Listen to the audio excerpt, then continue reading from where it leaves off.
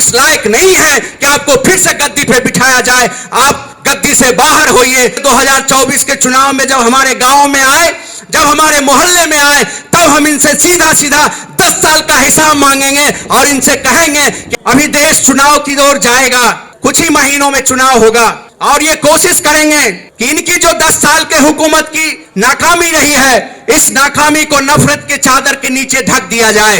ये कोशिश करेंगे कि देश के अंदर एक उन्माद उत्पाद का माहौल बनाया जाए ताकि इस देश के नौजवान भूल जाएं कि पिछले 10 साल में आपने हमारे साथ क्या किया।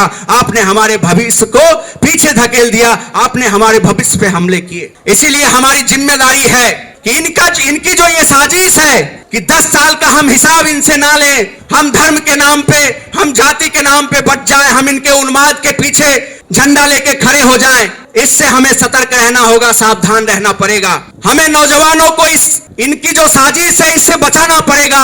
नौजवानों की एकता को कायम रखना पड़ेगा, नौजवानों की एकता को और मजबूत करना पड़ेगा। पिछले 10 साल में हमारे ऊपर जो हमले हुए हैं और उस हमले का गुस्सा है, इस गुस्सा को एकताबद्ध करते हुए हम गांव गांव में जाएंगे, छात्रों नौजवानों के बीच जाएंगे और ये 10 साल का हिसाब भी मांगेंगे, जवाब भी देंगे और नफरत का जो इनका कारोबार है, नफरत का जो इनका दुकान है, उसका भी हम शटर बंद करेंगे। अभी हमने देखा इकोनॉमी पे इन्होंने व्हाइट पेपर लाया। छात्र नौजवान आंदोलन लंबे समय से मांग कर रहा है कि आप इस देश में पिछले 10 सालों में कितने छात्रों नौजवानों को आपने रोजगार दिया, इस पे व्हाइट पेपर लाइए। इसमें इनकी कोई दिलचस्पी नहीं है, इसीलिए आज हमको इस तरह का आयोजन करना पड़ रहा है। मणिपुर में हमने देखा कि वहां के नौजवान ये सपना देख के इनको सत्ता में लाया कि यहाँ के नौजवानों को रोजगार मिलेगा, लेकिन वहां आपस में ही नौजवानों को भिड़ा दिया गया। और आज जहां भी नौजवान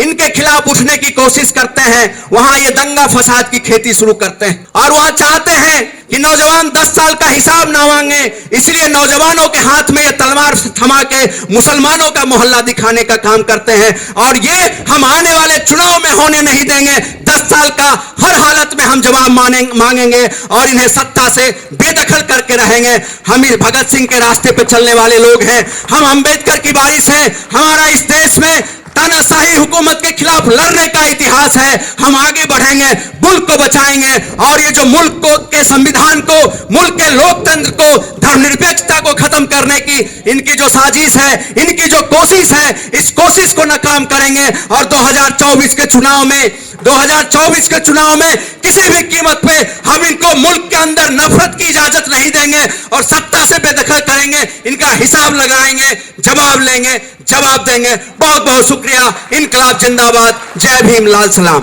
आज हम लोगों को एक ऐसे दौर में यहाँ इकट्ठा होना पड़ा जिस दौर की खास बात यह है कि जिस पीढ़ी के पीठ पे इस शासन की लाठी सबसे ज्यादा जोर से लगी, आज ये हुकूमत उस पीढ़ी को अमृत पीढ़ी कह रही है और इस काल को अमृत काल कहा जा रहा है। आज जहां देश भर में लोकतंत्र का खुलेआम कत्लेआम हो रहा है, आज हमारे ये प्रोग्राम पिछले 10 दिनों से दिल्ली के अंदर किसी भी संगठन को, किसी भी विरोध के आवाज को प्रकट करने की इजाजत नहीं है। और ऐसे दौर में हम देख रहे हैं कि किसानों के साथ क्या हुआ।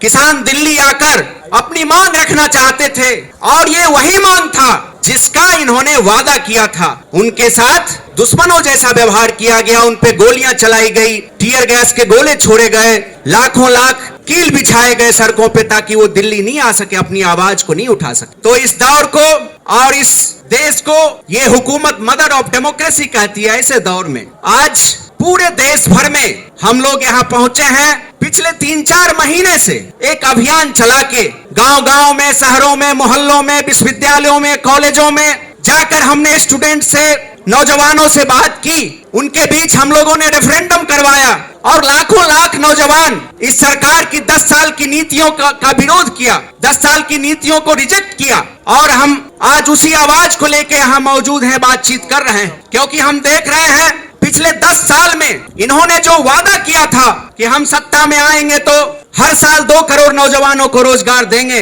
10 साल से आपकी हुकूमत है, कायदे से 20 करोड़ नौजवानों को रोजगार मिल जाना चाहिए था, लेकिन आपने रोजगार देने की बात तो छोड़ दीजिए, अभी भी 30 लाख से ज्यादा केंद्र सरकार के संस्थानों में पद खाली हैं उसको नहीं भरा गया, तो पहले से जो पद खाली था आपने उसको भी नहीं भरा।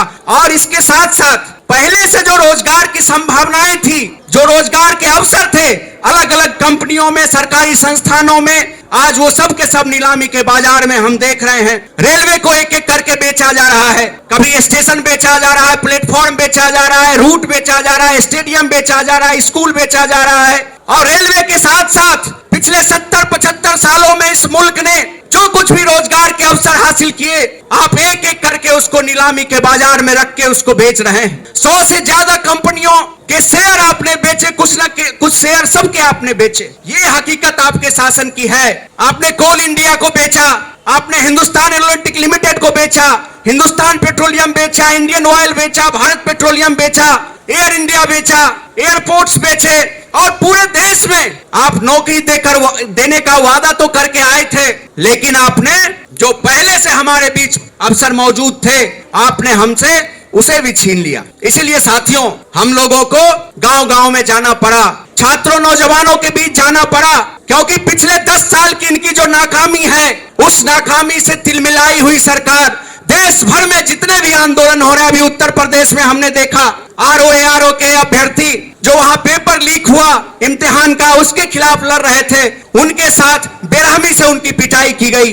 कुछ साथी हमारे बीच मौजूद हैं जिनको गिरफ्तार किया गया, जिनके साथ जातियां हुई। तो एक तरफ उन्होंने हमारे अफसरों को बेचा, और दूसरी तरफ हम जब आवाज उठाते हैं, हम जब मांग करने की कोशिश करते हैं, तो हम पे जातियां होती है, हम पे दमन किया जाता है। और ऐसा करके वो सोचते हैं कि हम नौजवानों के, छात्रों की जो आवाज है, उस आवाज को खामोश कर देंगे। लेकिन हम बताने आए हैं कि हमारी आवाज को आप खामोश नहीं कर सकते, क्योंकि हम उसी मुल्क के नौजवान हैं जिनका 1857 का इतिहास है अंग्रेजी और देसी हुकूमत के खिलाफ लड़ने का, जिनका अंग्रेजी हुकूमत को इस देश से बाहर करने का इतिहास है, 70 के दशक का इतिहास है आंदोलन का, 60 के दशक का इतिहास है। और जब भी इस हुकूमत ने इस देश की जनता पे, अधिकारों पे जुल्म ढाए हैं, हमारा इतिहास है उसके खिलाफ मजबूती से आवाज उठाने का। इसलिए आप हमारी आवाज को खामोश नहीं कर सकते।